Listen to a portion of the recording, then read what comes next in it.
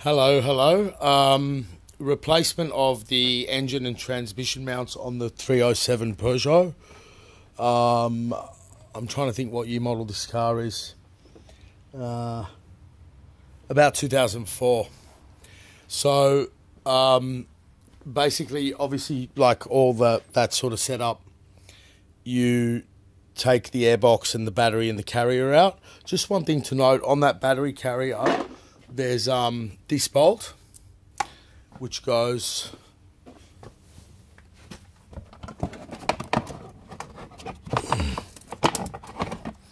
what you do, you fold this tray down slightly without damaging it. It goes there into the battery carrier.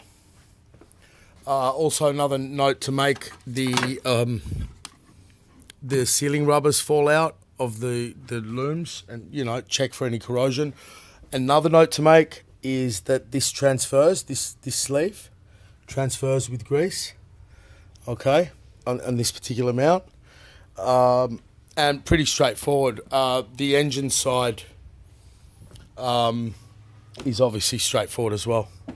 Obviously you have to jack it up and stuff, but I made the video more just about the reconnecting this correctly with the rubber in place and that hidden bolt. But all the French cars are basically the same.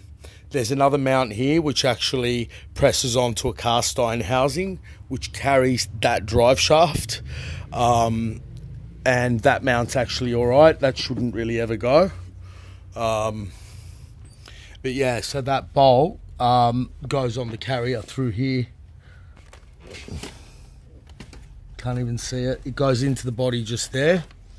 And you can see here the earth wires there. There's another earth somewhere else down there. And I don't know what's going on with the, like you've got the wiring harness jammed under there, right? And you've got, I'll just lower that a little bit. Oops, shit. Yeah, so that's the way they set it up. The wiring harness sits under there, I think. That's the way they do it. That will drop down slightly. But also you can see here you've got your shift, the bushes that wear out and stuff like that. I'm wondering, is that supposed to be connected to that? No, it's not. Someone's taken it off. This car's had a lot of electronic issues earlier in its life, with computer injector drivers and stuff like that. But so that's the engine mount replacement. That's the one that collapses and then it takes the other one with it. This is just softened up and slightly cracked, but I've learnt my lesson with the Megans, that when they fall, the drive shaft touches the controller, maybe not on the 307, but on all the Megans and the 207s or whatever. So that's the job.